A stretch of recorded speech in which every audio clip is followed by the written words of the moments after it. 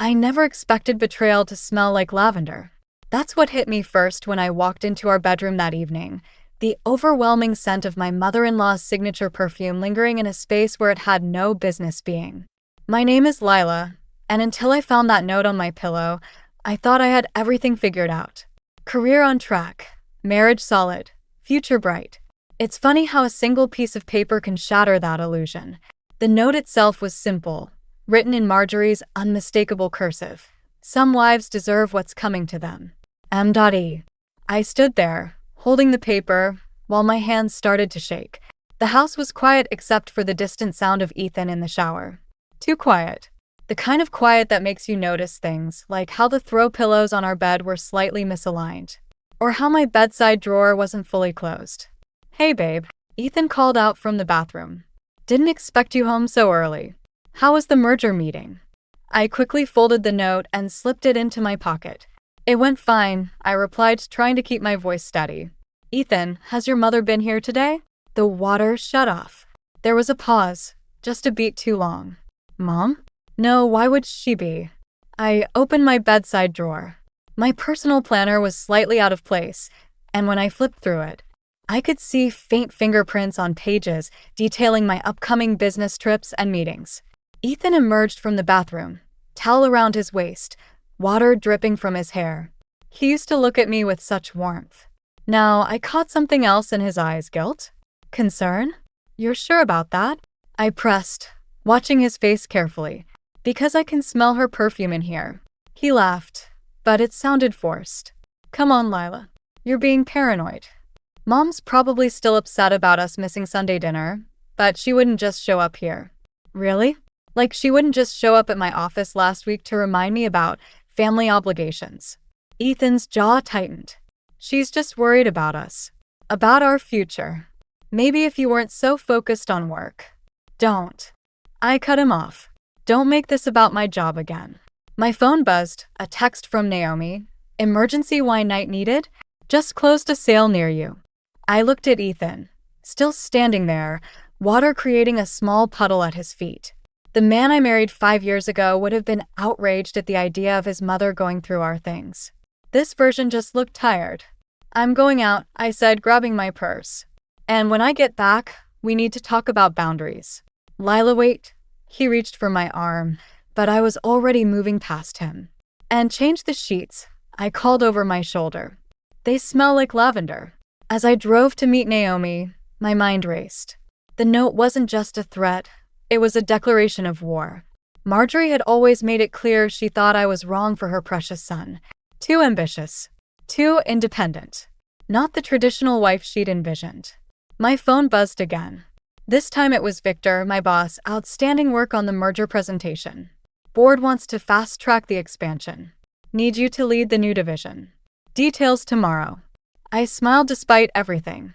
The promotion I'd been working toward was finally within reach. But as I pulled into the wine bar's parking lot, I couldn't shake the feeling that I was about to face an impossible choice: my career or my marriage. Naomi was waiting outside, 2 glasses of red already in hand. One look at my face and she said, "Oh, honey, what did the witch do now?" I pulled out the note and handed it to her. "Declared war," I replied. "And I think my husband might be on her side." 3 days after finding the note, I walked into my office to find Victor waiting for me, holding a stack of merger documents. The expression on his face made my stomach drop. "Someone's been talking to our competitors," he said, dropping the papers on my desk. "Details about the merger leaked. The board's furious." I sank into my chair, my mind racing. Only 5 people had access to those documents, and I trusted my team completely. "How bad is it?" "Bad enough that we need to move faster. I want you to fly out tomorrow, meet with the Singapore team in person. 2 weeks minimum." My phone buzzed. "Ethan." I ignored it. "I'll make it happen," I told Victor. The timing couldn't have been worse, but maybe some distance would help clear my head. When I got home that evening, I found Ethan in the kitchen with Marjorie. They fell silent as soon as I walked in, like teenagers caught plotting something. "Lila, darling." Marjorie's smile never reached her eyes. "I was just telling Ethan about this lovely couples retreat.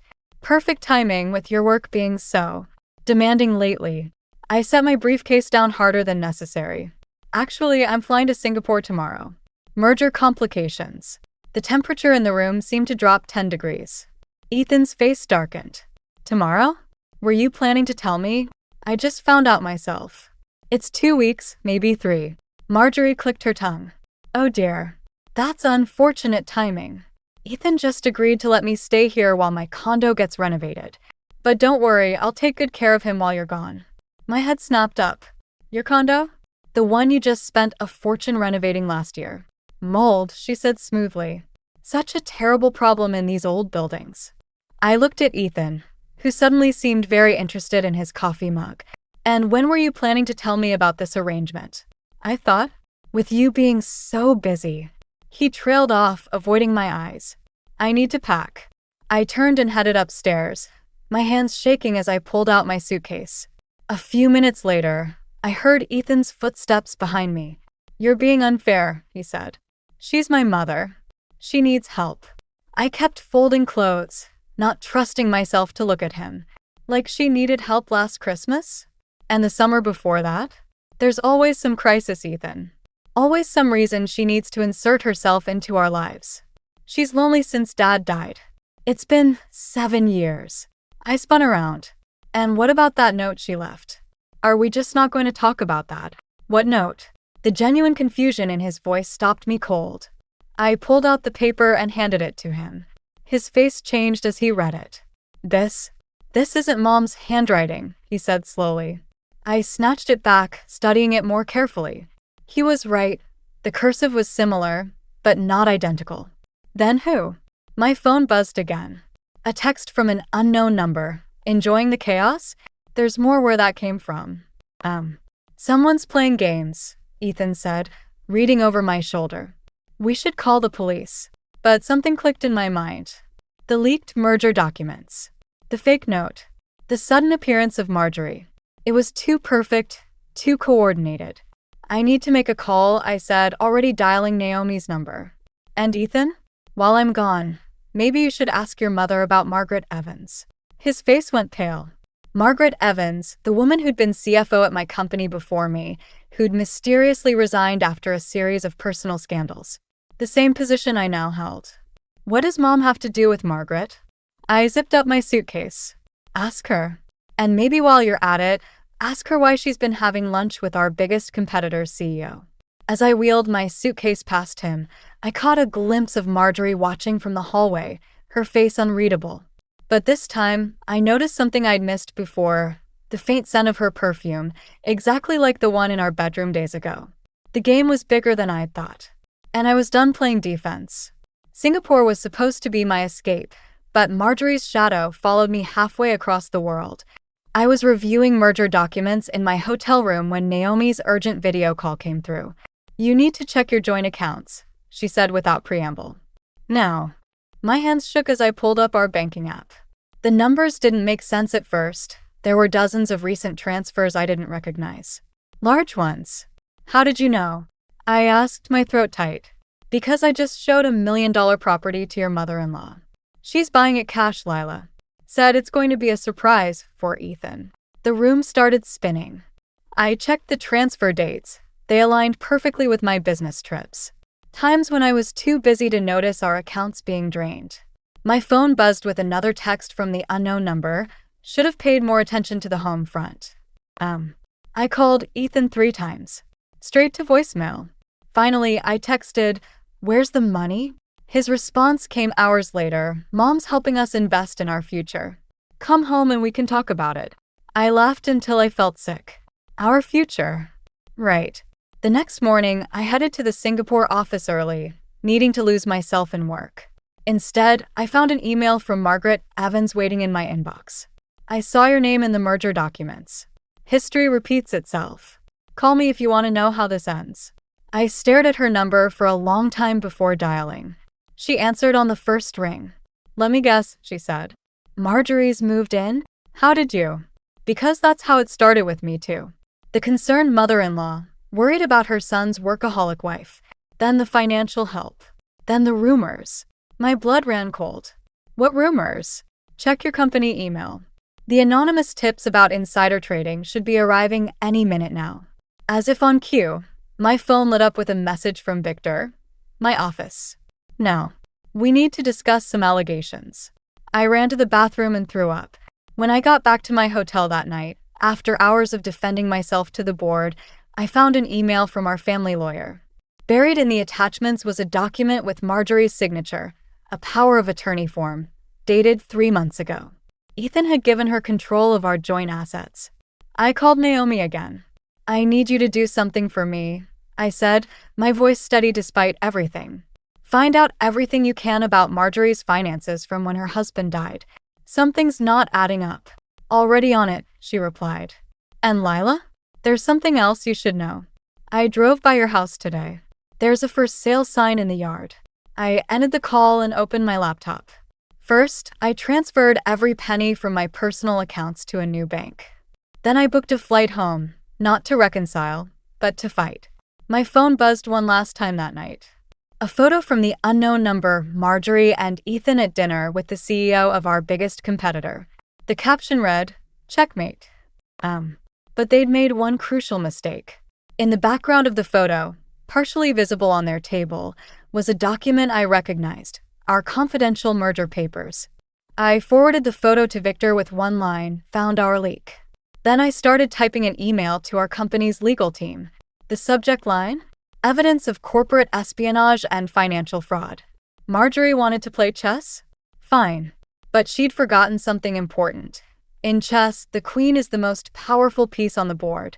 As I packed my bags for the flight home, I found the original note that had started all this, still tucked in my jacket pocket. Some wives deserve what's coming to them. I smiled for the first time in days. Yes, we do. Just not in the way Marjorie imagined. The corporate espionage investigation moved fast. By the time my flight landed, Victor had already called an emergency board meeting. What I didn't expect was to find Ethan waiting at the airport. "You're making a huge mistake," he said, falling into step beside me. "Mom was trying to protect us." I kept walking. By stealing our money? By selling company secrets. She was protecting our future. The merger would have meant relocating to New York. She found out before you could blindside me with it. I stopped dead in my tracks. The New York position, my dream job, had been confidential. Only the board knew. "How long?" I asked. "How long have you been helping her spy on my company?" His silence was answer enough. My phone buzzed. "Victor, board meeting in 30. Bring everything you have." "And Lila?" "The New York position is still yours if you want it." At the office, security stopped Ethan at the lobby. I watched him argue with them through the glass doors, looking lost in his expensive suit, the one I'd bought him for our anniversary. The boardroom was packed. Victor stood at the head of the table, looking grim. "Mrs. Everett is already here," he said. For a moment, I thought he meant me. Then I saw Marjorie, sitting calmly among the board members, wearing a triumphant smile. "I hope you don't mind," she said sweetly. "I brought some documents of my own to share." She slid a folder across the table. Inside were printouts of emails, my emails, discussing confidential merger details, with dates that matched perfectly with the information leaks. "These were found on my daughter-in-law's personal laptop," Marjorie announced, along with evidence of substantial private trading activity. The room went quiet. I felt the blood drain from my face as I realized her plan. She hadn't just been gathering information. She'd been planting evidence. "That's impossible," I started, but Victor raised his hand. "There's more," he said. "Mrs. Everett has also brought to our attention some concerning wire transfers, which I can explain. To offshore accounts," he finished. Marjorie's smile widened. I hate to say it, but when I discovered what Lila was doing, I felt morally obligated to come forward. Family loyalty only goes so far. I almost laughed at the irony. Instead, I pulled out my phone and played the recording I'd made in Singapore, Marjorie's voice, clear as day, discussing the merger details with our competitor. "Interesting timing," I said, watching her smile fade, "especially since these conversations happened before any of those emails were supposedly sent from my laptop." I laid out my own evidence. Timestamps proving the emails were backdated, bank records showing the real destination of the missing money, and finally, Margaret Evans' sworn statement about Marjorie's previous corporate sabotage. "You're not the only one who knows how to gather evidence," I told her. "The difference is, mine is real." The board erupted in chaos. As security escorted Marjorie out, she hissed, "You'll regret this. Ethan will never choose you over family." "That's where you're wrong," I replied. "You stopped being his only family the day we married. You just couldn't accept that." Later that night, Victor called to formally offer me the New York position. "The board was impressed by how you handled this," he said. "We need someone like you heading up the East Coast division." I looked out my office window. Ethan was still waiting in the parking lot, sitting in his car. 5 years of marriage, and it had come down to this, a choice between the life I'd built and the life he wanted me to live. My phone buzzed one last time. "Another unknown number. You won this round. But ask yourself, what else are you willing to lose?" I deleted the message and picked up my office phone. "Victor, I'll take the job." Sometimes protecting yourself means being willing to lose everything. I learned that lesson the hard way. Now it was time to teach it to someone else. I should have known something was wrong when Naomi called to warn me about the cars parked outside our house. "It looks like a family reunion," she said. "And not the fun kind." I pulled into our driveway to find Ethan's entire family waiting in the living room, aunts, uncles, cousins I hadn't seen since our wedding. And there, holding Cord in my favorite armchair, sat Marjorie. "Darling," she said, rising to greet me. "We've all been so worried." The room felt like a trap closing in. Family photos had been strategically placed around the room, happy moments from before my career took off. Before I changed, as Marjorie loved to say. "What is this?" I asked Ethan, who wouldn't meet my eyes. His Aunt Sarah spoke first. "We're here because we love you both. But this situation, the accusations against Marjorie, the New York position, the divorce papers you requested," Marjorie added softly, producing a manila envelope from beside her chair. My head snapped toward Ethan. "I hadn't requested any divorce papers. I found them in your email drafts," he said quietly. "Were you even going to tell me?" The draft email. The one I'd written in Singapore during my darkest moment, but never sent. Someone had accessed my personal account again. "Show them the email," I said. "Show them the actual sent date." Marjorie's smile tightened. "The details aren't important. What matters is healing this family." "Family?" I laughed. "Like how you tried to frame me for corporate espionage. Or how you drained our accounts." "Lila," Ethan warned, but I was done being careful. "Tell them, Marjorie. Tell them about Margaret Evans. About the competitor meetings. About how success changed you," she interrupted. "About how my son comes home to an empty house while his wife chases promotions." "Don't you dare." "Show them your phone," she continued. "Show them the texts from Victor at all hours. The late-night meetings. The trips." The room grew thick with whispers. I saw the judgment in their eyes, the story already written in their minds. "Ethan needs stability," his uncle declared. "A real family. And what about what I need?" I asked, but my voice was drowned out by a chorus of concerned relatives, all talking about family values and priorities and choices. That's when I saw it, the moving boxes stacked in the hallway, already packed and labeled Ethan's clothes, kitchen, photos. "When were you planning to tell me about these?" I demanded. "Mom found us a place," Ethan said. "Just until things settle down. Until you decide what's really important." The room spun. 5 years of marriage, reduced to cardboard boxes and ultimatums. My phone buzzed. "Victor again. Need your decision on New York by tomorrow. Team's waiting." I looked around the room, at these people who claimed to love me while systematically dismantling my life. At my husband, who'd rather believe his mother's lies than face the truth. "You want me to choose?" I said finally. "Fine. I choose me." I walked to our bedroom, grabbed my emergency bag, the one I'd packed after Singapore, and headed for the door. "Lila, wait," Ethan called. "We can work this out." I turned back one last time. You know what's funny? I actually thought I was the one waging a war. But this elaborate ambush? This is what real manipulation looks like. Congratulations, Marjorie. You've taught me more about revenge than I ever wanted to learn. "Sometimes love means making hard choices," she replied, but I caught the flash of uncertainty in her eyes. "No," I said. Love means not forcing someone to choose. As I drove away, my phone lit up with a text from an unknown number. Running away proves everything I said about you. I smiled and typed back, not running. Just getting reinforcements. The war wasn't over. It was just moving to a different battlefield. And this time I'd be ready. 3 weeks into my new life in New York, I came home to find my apartment door unlocked. Inside, Marjorie sat at my kitchen counter. Flipping through a stack of papers I recognized immediately, my private investigator's reports on her past. Fascinating reading, she said, not looking up. Though I'm surprised you missed the most interesting part. I kept my distance, phone ready to call security. How did you get in? Ethan's name is still on the lease application as your emergency contact. Amazing what a concerned mother-in-law story can accomplish. My stomach dropped. I'd been so careful with everything else, but I'd forgotten that one detail. Where is he? I asked. Downstairs, probably still arguing with the doorman. He doesn't know I made a copy of the key. She finally looked up. You've been busy. Digging into my finances, talking to Margaret Evans, even tracking down my late husband's old business partners. You should leave. But we're just getting to the good part.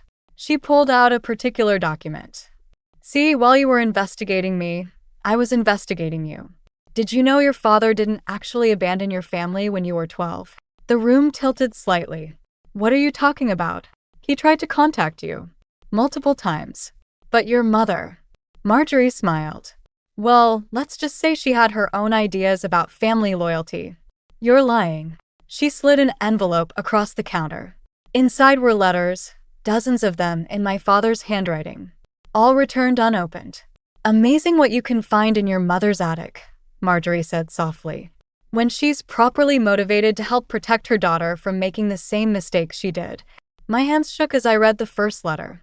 It was dated just months after he left, explaining everything, begging to see me. There were birthday cards, graduation congratulations, even a letter from just last year. My mother would never. Help me? You'd be surprised what people will do when they think they're protecting their children from pain. Marjorie stood. You're not so different from her, you know. So convinced you know what's best. So ready to burn everything down in the name of independence. The apartment door opened. Ethan walked in, stopped short when he saw me. You look thin, he said quietly. I couldn't answer. The letters in my hands felt like they weighed 1,000 pounds. I'll give you two a moment, Marjorie said, gathering her things. At the door, she paused. Oh, and Lila? The board meeting tomorrow? Don't bother going. Victor's retirement was announced this morning. His replacement already has someone else in mind for your position. The door clicked shut behind her. Ethan and I stood in silence, 5 feet and an ocean of betrayal between us. Did you know? I finally asked. About my father's letters? Mom told me last week. He looked exhausted. She also told me about the private investigator. The interviews with Dad's old business partners. Were you ever going to tell me you were building a case against my mother? Were you ever going to tell me you helped her access my work emails? He flinched. I was trying to protect you.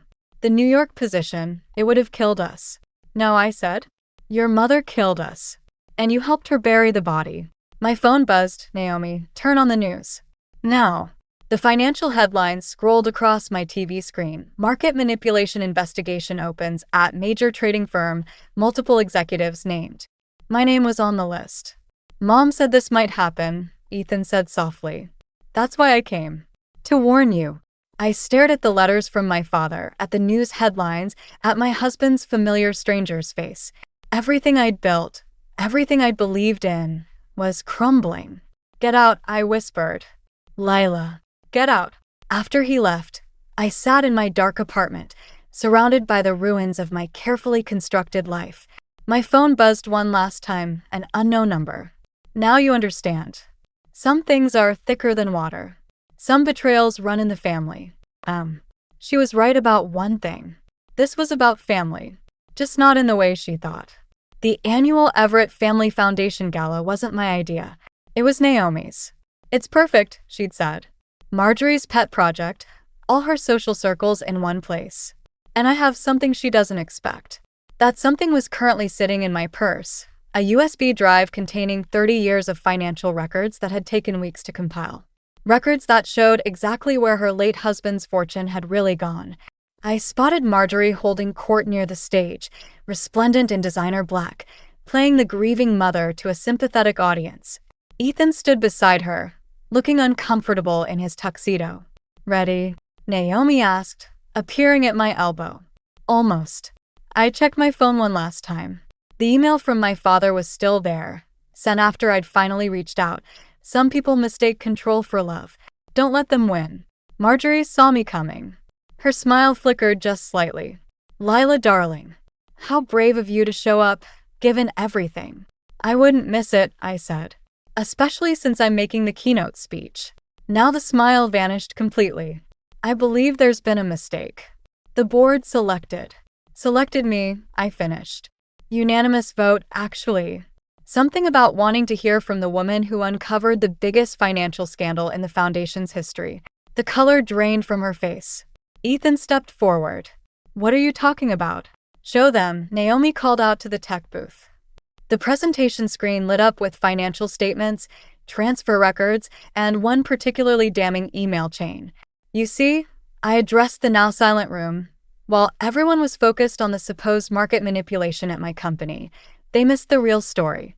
The systematic draining of the Foundation's accounts over the past 7 years. All traced back to one person. Marjorie's hand shook as she reached for her wine glass. "You have no proof." "Actually, I do. Your husband kept records of everything, including your plans to frame him for embezzlement before his convenient heart attack." The glass slipped from her fingers, shattering on the marble floor. "That's why you were so desperate to control Ethan, weren't you?" I continued. "As long as he was Foundation chairman, you could keep hiding the money." Until I started asking questions. "Mom." Ethan's voice cracked. "Is this true?" "Of course not. She's trying to destroy our family. The way you destroyed Margaret Evans?" I pulled out my phone, hit play. Marjorie's voice filled the room. "Either resign quietly, or everyone learns about your son's real father." The crowd erupted in whispers. Ethan staggered back like he'd been hit. 7 years, I said quietly. 7 years of manipulation, lies, and theft, all while playing the grieving widow. "You don't understand," Marjorie hissed. "Everything I did was for family." "No." Ethan's voice cut through the chaos. "Everything you did was for control." Security was already moving through the crowd. But before they reached her, Marjorie straightened her spine, looked me dead in the eye. "You think you've won? That this makes you better than me?" She laughed bitterly. "Look around, dear. You're standing alone. No husband, no family, no. That's where you're wrong." I nodded to the back of the room, where Victor stood with the FBI agents we'd contacted weeks ago. "I'm not alone. I just chose my family more carefully than you did." As they led her away, Ethan caught my arm. "I should have seen it. Should have believed you." "Yes," I said. "You should have." "Can we?" "No." I gently removed his hand. "Some things can't be fixed, but they can be learned from." My phone buzzed one last time, an unknown number. But this time, I deleted it without reading. Some messages didn't need a response. Outside, the city lights sparkled like justice finally served. Naomi was waiting with a bottle of champagne and 2 glasses. "To family," she said, pouring. I smiled, thinking of my father's email. "To choosing our own." 6 months after the gala, I found myself back in our old neighborhood, helping Naomi stage a house for sale. It wasn't just any house. It was Marjorie's. "The irony," Naomi said, arranging flowers in the foyer. "You're literally cleaning up her mess one last time." The place felt smaller than I remembered. Boxes of evidence lined the halls, waiting for the FBI's final sweep. In the living room, family photos still hung crooked on the walls, perfect facades hiding perfect lies. My phone buzzed, a text from my father. "Lunch next week." We were taking small steps, building something new from the ruins of what was lost. It wasn't perfect, but it was real. The doorbell rang. Ethan stood on the porch, looking older somehow, more himself. "I thought I'd find you here," he said. "Mom asked to see you." I hadn't visited Marjorie in prison, hadn't responded to her letters. But something in Ethan's voice made me pause. "She's dying," he said quietly. "Cancer." She's known for months, even before everything. The universe had a twisted sense of humor. At the prison, Marjorie looked small in her gray uniform, her perfectly coiffed hair now stringy and white. When she saw me, she didn't smile. "I suppose you think this is justice," she said. "I didn't come for justice." "No." She laughed weakly. "Then why are you here?" "To understand." She was quiet for a long moment. "When Ethan's father died, I thought I'd lost everything. Power, status, control. It all slipped away. Then I saw you, building your career, taking my son further from me. I couldn't lose again. So you destroyed everything. I protected what was mine." She coughed. "Or thought I was. Funny how fear makes us mistake possession for love. I thought of my father's words in that email. Some people mistake control for love. Are you happy?" she asked suddenly. "In your new life?" "I'm free," I replied. "It's not the same thing, but it's better." She nodded slowly. "I never told anyone this, but I was like you once. Ambitious. Independent. Then I let fear change me into this." I stood to leave, but she caught my hand. Her skin felt paper thin. "The night I left that first note," she whispered, "I was going to confess everything. About the foundation, about Ethan's father. I was so tired of the lies. But then I saw how easy it would be to blame you instead. Why tell me this now?" "Because you won the game I didn't even know I was playing." She released my hand. "Don't become me, Lila. Don't let victory turn into vindication." Outside, Ethan waited by his car. "You okay? Are you?" He shrugged. "Getting there. The foundation's recovering. I'm in therapy. Dating someone new." "Good," I said and meant it. "You know," he added, "she kept every article about your successes. Even in prison. I think she admired you in her way." I thought about fear, about control, about the thin line between love and possession, about how revenge can consume you if you let it. Back at Marjorie's house, Naomi was finishing up. "Ready to close this chapter?" she asked. I looked around one last time. The empty rooms held no more power over me. No more secrets. No more fear. "Actually," I said, "I think I'll buy it." Naomi stared at me. "You're joking." "Not to live in," I explained. "To turn into a women's business center. Something good should come from all this." Later that night, standing on my New York balcony, I got one final text from an unknown number. "You were always stronger than me. Use it wisely." I didn't delete this one. Some messages deserve to be remembered, not for the pain they caused, but for the wisdom they eventually taught. The city lights sparkled below, full of possibilities. I learned that family isn't just about blood or marriage. It's about choice. And sometimes the hardest choice is choosing yourself. Is choosing yourself. Is choosing yourself. Is choosing yourself.